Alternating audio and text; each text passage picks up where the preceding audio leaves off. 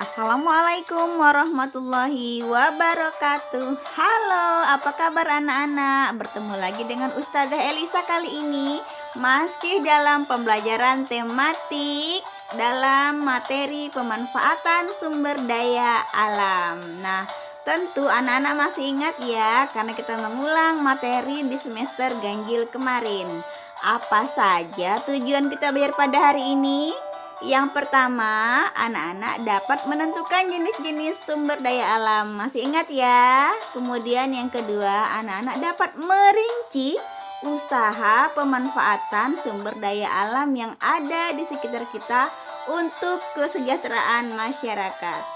Oke, mari kita intip-intip ya, apa saja sumber daya alam yang kita bahas pada kali ini. Nah, ini dia yang pertama. Apa ini? Oke, ini adalah sungai, kemudian ada danau, kemudian ada apa lagi ya? Oke, ini pantai, dan kemudian sawah, dan terakhir adalah ada dataran tinggi. Tentu saja masih banyak lagi sumber daya alam yang dapat kita pelajari. Hari ini kita ambil contoh ini saja dulu ya. Nah, selanjutnya nanti anak-anak bisa belajar sendiri di buku-buku atau referensi yang lain. Kita bahas yang pertama adalah sungai. Apa saja yang dapat dimanfaatkan dari sungai untuk kesejahteraan masyarakat?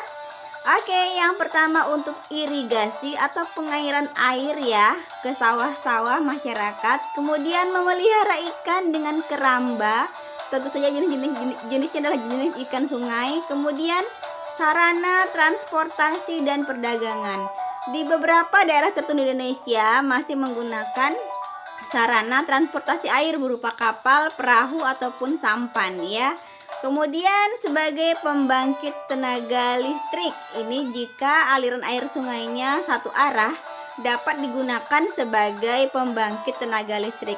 Dan tentu anak-anak masih ingat ya, di daerah Kalimantan Timur sungai dijadikan sebagai sarana tempat berdagang dengan perahu-perahu mereka membawa barang dagangannya. Nah, itulah bagian contoh dari potensi pemanfaatan sumber daya alam berupa sungai.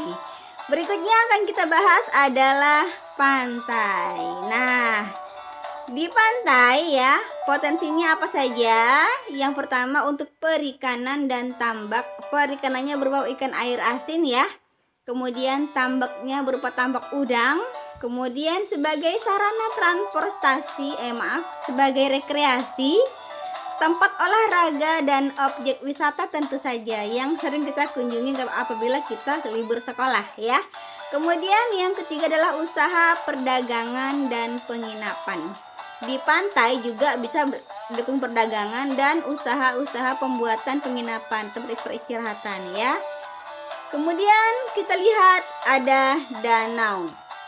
Tak jauh berbeda dengan pantai ya, danau memiliki potensi pemanfaatan yang mirip, yaitu berupa perikanan dan tambak air tawar ya, ikan air tawar.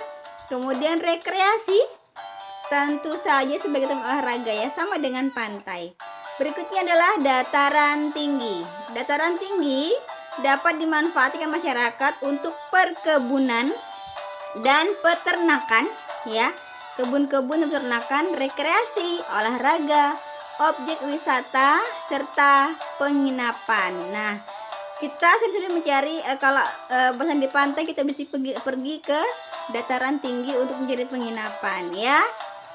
Selanjutnya dari pelajaran yang kita gali, jenis usaha apa saja pemanfaatan sumber daya alam yang dapat kita pelajari. Yang pertama adalah ada usaha agraris, usaha ekstraktif, usaha industri, dan ada usaha jasa. Kita bahas satu-satu. Yang pertama adalah usaha agraris. Contohnya apa? Usaha agraris adalah pengelolaan tanah dan air ya, berupa pertanian, perkebunan, dan perikanan. Ini namanya usaha agraris ya, berhubungan dengan pengelolaan tanah dan air berupa pertanian, perkebunan, dan perikanan. Selanjutnya usaha ekstraktif, yaitu usaha penggalian pengambilan kekayaan alam yang tersedia di alam, misalnya barang tambang, kemudian tambak garam ya, ini merupakan bagian dari usaha ekstraktif ya.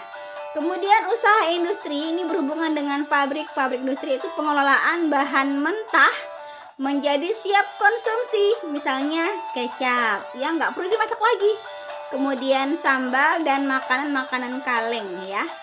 Kemudian yang terakhir ada usaha jasa, berupa usaha jasa angkutan dan pergudangan. Angkutan ini berupa transportasi bisa, kemudian usaha angkut barang bisa ya, seperti itu, dan perdagangan, penyimpanan barang. Nah, kemudian dari situ Allah memberikan kita peringatan berupa surah Ali Imran ayat 190 sampai 191. Sesungguhnya dalam penciptaan langit dan bumi itu silih berganti malam dan siang, terdapat tanda-tanda bagi orang yang berakal. Itu orang-orang yang senantiasa mengingat Allah dalam kondisi berdiri, duduk, dan dalam keadaan berbaring, serta memikirkan tentang penciptaan langit dan bumi yang Masya Allah luar biasa sekali ya. Seraya berkata, ya Tuhan kami, tidaklah Engkau menciptakan ini dengan sia-sia. Maha suci Engkau, maka peliharalah kami dari siksa api neraka. Artinya Allah memberikan kita berbagai macam kekayaan alam untuk kita manfaatkan sebagai salah satu wujud ya kesejahteraan kita, dan kita haruslah bersyukur dari apa yang telah Allah berikan. Demikian dari Ustazah, jazakumullah khairan katsiran, semoga bermanfaat ya. Wassalamualaikum warahmatullahi wabarakatuh. Bye.